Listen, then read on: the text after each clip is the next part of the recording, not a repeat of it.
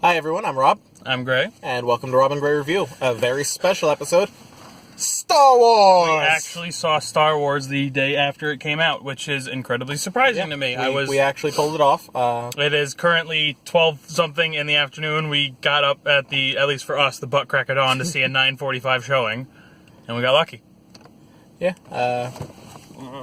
luckily for us, we actually quite enjoy the front row at this particular theater. And those were pretty much the only seats left, so everything was good. But enough about our experience at the movie itself. Let's talk about the movie itself. If I could, I would recite, the scroll down thing. Good luck with that. Like I said, if Did I that could. hurt your eyes as well? Because of where we were sitting. It was very weirdly angled. It's the first time in my life. This is still on our personal experience. This is the first time in my life I was not able to read something by looking at the entire page. My eyes had to visibly move across all of it. It was very weirdly angled just from the seating. But anyway, the movie. It's Star Wars, back. Star Wars Episode 8. Shit. No, shit's about where we left it. Yeah, it's pretty much exactly where we left it. Kind of. Rey with Luke, Finn. Unconscious. Yeah. Poe being a badass. But you've all seen the trailers. Oh my God. Finn's unconscious for maybe 10 seconds in this movie. So we jump fairly quickly into the story. Star Wars, if we need to tell you about Star Wars... They know what Star Wars is. We don't know how to handle this. And we really can't tell them anything about the plot because the trailers didn't say anything about the plot. So we're really not going to spoil anything. We're going to go straight into... This movie was funnier than any Star Wars movie's ever been. Yes. I fully understand that's because a new director. It's not, who did the last one? I could not tell Wasn't he the guy who does Star Trek? Yeah, Abrams. Yeah, J.J. Abrams did the last one. I don't know who did this one. I probably should. Ryan something, R-I-A. Either way, it's very clear he wanted comedy in this, but unlike Thor Ragnarok, which was primarily a comedy, things are trying to be more comedic, and this actually struck the nail very well. Yes, it understood when comedy was acceptable at certain points in the movie without lessening the tone or the feel. And this was hilarious. Oh, it was so good. At times. They were so good. The very opening has some exceptional humor. You know what? Rogue One was decently funny as well. I forgot about that. This was still funnier.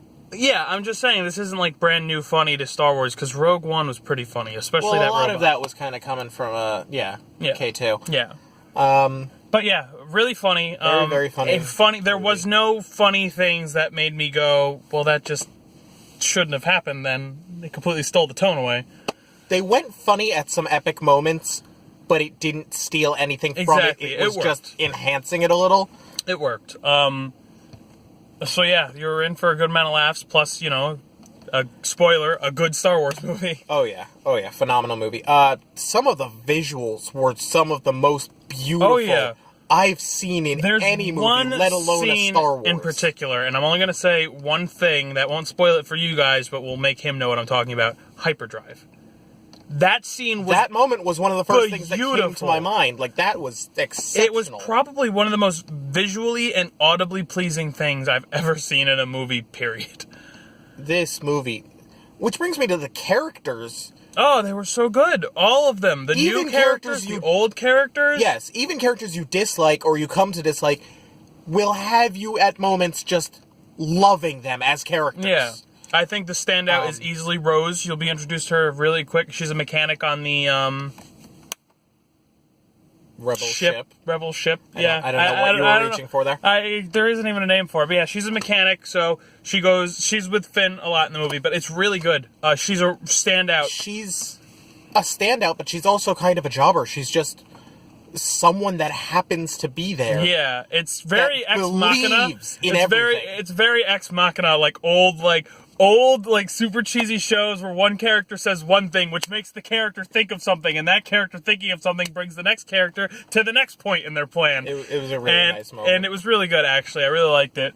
She could have been pretty much anybody, but she herself did she was a good actor choice. But let's talk to what everybody is very curious about, and that's Luke. Everyone knows Luke is in this movie. Luke is awesome in this movie. Luke's a badass. He's awesome. So look forward to that. There's not really much else I can say without spoiling. Luke's awesome. Enjoy Luke. Yes. Enjoy Carrie while you have her. Yeah, oh god, I almost cried at the end. Yeah. During the credits it says, like, in memory of our loving hero princess. I think it was our loving princess. In loving memory of our own princess. Yeah, something along those lines. And it says Carrie Fisher, and it made me really sad because she's gone. Yeah. We've lost Princess Leia. Though, to be honest, maybe this just is not me being perceptive enough. We've lost Carrie Fisher. We're not saying anything about Leia. Oh, yeah. No. We're not trying to spoil anything. We just lost Carrie Fisher. We are not spoiling anything. We're just discussing how we have lost Carrie Fisher as a person and how it's sad. I didn't see any CGI. I heard that the 80% of this movie I didn't notice any, but I also didn't notice Henry Cavill's lip, so... Henry Cavill? Oh, Henry Cavill. It's not Cavill, it's Henry Cavill. It's Cavill. It's not, though. It's Cavill. Alright, he's gonna look this up while I talk about something else. Yeah, you can. There's one glaring thing in the movie that is never, what's the word I'm looking for here? It's never gone back to. It just sort of happens, and it involves Princess Leia. It just sort of happens. Oh, okay, yeah. Move in a bit. You're off the camera. We're gonna have to get used I'm to also this. kind of. I know. We're gonna have to look at that. I'm adjusting the camera right during the video. Look at that. Oh god, I unlocked the doors.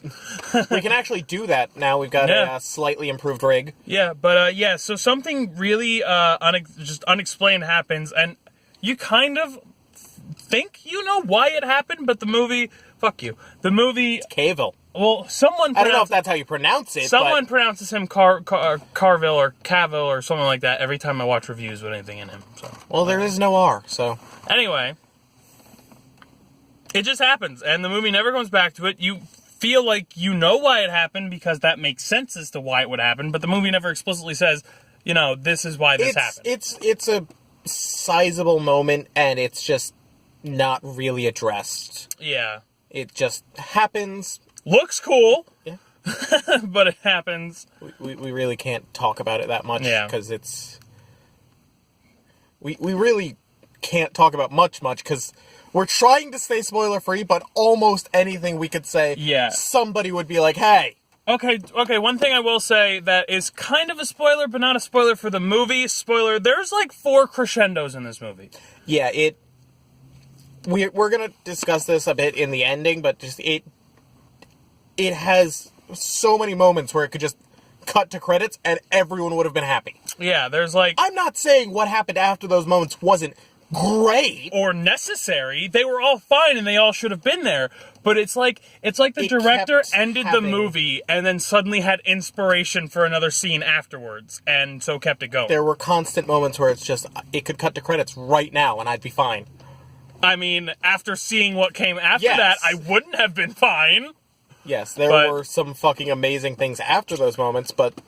And finally, I think the final thing I really want to talk about before we go into things in more detail is this has probably got the most badass screenshot you'll ever be able to put on your phone or your computer or anything, and that's if you take a screenshot, again, spoiler-free, of Luke. I was more thinking back to the other thing you mentioned. No, that would also be cool. But if you just take that picture of Luke, that would make the most amazing screenshot or the background of anything. I'm hesitating slightly because I'm trying to make sure mentally that I'm thinking of the right moment. There's only one thing I could be talking about. Yeah, but would that really work as a screenshot? No, I'm not talking. I'm talking about right before that happens. Bearing down. This guy's fucking garbage. You see what I have to work with? I'm just not quite clear. I'll talk to you about it when we end the video. All right. So let's get into our score. Plot. Plot's gonna get an 8 from me. It's nothing that exceptional in terms of how it progresses the story of this universe. It's all kind of predictable to an extent. You can see where things are going. You can see, even when it kind of twists, what it's doing. Yeah. But nothing is bad about that. It's all done very well. I can't think of any... It's tread ground, but it's well tread. I can't think of any real plot hole. The thing I mentioned earlier, Princess Leia, might be a plot hole, but like I said... I wouldn't call that a plot hole. There's enough... not a plot hole, you're right, but just like a loose end. Yeah. But there's enough of... There's enough to go on to kind of understand how it happened. And feel like that's safe enough. You could just immediately look at this and accept it completely. It's not a... Oh, yeah. It just would have been nice if somebody addressed it. So I agree the plot gets an 8 for me as well. Onward to Experience, I would also like to point out, this is a better movie than Thor Ragnarok. Oh, yeah. But it's going to score lower, and I mentioned this last time, we're readjusting. We were being extremely liberal with our point system. We really were. And we're trying to be a little bit more conservative. This is a better movie than Thor Ragnarok, and we'll mention that again when we get to the end of our score, but it's better, and it's going to score lower, and we're trying to work on that. So an 8 from both of us for plot, Onward to Experience, which would have gotten a damn near 10 if it wasn't for those 4 crescendos. Yeah. Just because you think the movie's going to end, and then when it doesn't, it's almost like sudden fatigue. It's this kind of moment of hitch where it's just... It'll make you start looking to your watch. Yeah, where it's just like, okay, exactly. Everything the fucking climax was about 20 minutes ago. We're still having these. Can you cut to credits? Exactly. No? Okay. But again, none of the things that happened during, they were all awesome. They were badass. They progressed the story more, and it was all great. It all works. It's just the second that first crescendo hits, it's like the previous 2 hours of the movie hits you, and you realize you've been sitting down. When you're ready for the movie to end, and the movie has told you, all right, this would be a good spot for me to end. And it hits just all at once. I'm not saying this movie's about a half hour. Reflective to the sun right now. I'm not saying the movie is a half hour longer than it should be. No, it's I'm saying not. There's just points in the movie that they could have shot or edited better so it didn't seem like the movie was going to cut to credits after this scene. Just a couple of the beautiful visuals, like one in particular, and this is like seconds after something you see in the trailer. And this is the first one, I believe, but just cut while you're flying. Yeah. But, so yeah, because of that, the experience gets a 9. Otherwise, it was fucking gorgeous. It was probably one of the best... visually fucking beautiful. Fucking beautiful. The comedy, the soundtrack. The soundtrack was mostly just retreads of the same stuff that Star Wars is famous for. But that's not an issue. No, it all just punctuated hear that Star Wars stuff, and it just fills you with happiness. And you know what? It's nostalgia, but it's not this bad nostalgia that has us reaching backwards. It's played very nicely to the story. Yeah. And not only that, we were filled in the theater with a bunch of other Star Wars fans. So whenever something cool happened, people would cheer or laugh or even start clapping in the audience. So 9 for me from experience. Yeah, 9. And which comes to the ending, which I believe we both are giving a 4. Yeah. Which again, because of because of the multiple crescendos. Yeah. It was. Other than that, this movie was goddamn fantastic. It dragged just a little at the end and ends on just the wrong moment. Like, I feel like this could have happened just a second before the moment that happened before it. Right. And it would have been a little better. Just ending on the visual that happens just before the actual ending would have been great.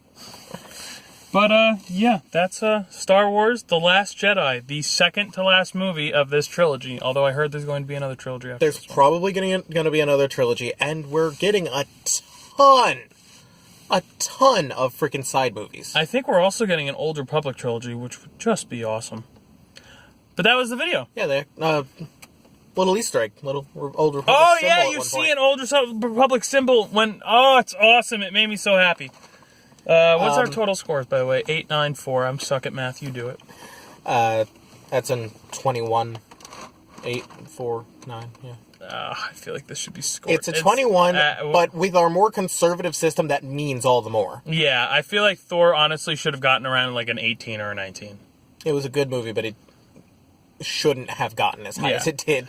But yeah, so that's a 21 from us. Official approval. Go see it in theaters because the sound, the visuals, the big screen, having Star Wars fans around you. Experience Star Wars is amazing. In general. But yeah, freaking go see it. It's amazing. I just want to make one mild address. there are a lot of comparisons between The Force Awakens and A New Hope. And I was thinking that there was going to be a lot of comparisons. Not only thinking, grasping. Grasping at straws during the movies. The other two I stand by. No, you're wrong. And point is, this is not a retread of Empire Strikes Back. It doesn't have. I'm gonna go off on a little short tangent. The way that the original movies ended and that the prequels supplemented was bad, good, bad, good, bad, good. Phantom Menace, bad. Ending, not actual as movies. The prequels are all just bad. For everyone, The Phantom Menace ended badly. Clone Wars strikes a high note. We have the clones, we're winning the war, we're doing this. And Revenge of the Sith, everything is awful forever. Darth Vader just got created. Yeah. And then then we get A New Hope, where everything is positive. Spoiler alert, they destroyed the Death Star. We end on this grand moment of them getting the medals, Chewbacca not getting a medal. Because fuck you, you fucking Chewbacca racists. And then we get Empire Strikes Back, where everything is bad.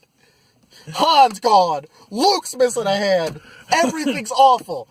And then we get freaking Return of the Jedi, and everything's great. Everything ends positively. And then we break out of that cycle with this new trilogy, which at first I was kind of expecting, okay, they're just going to rehash the first one where positive, negative, positive.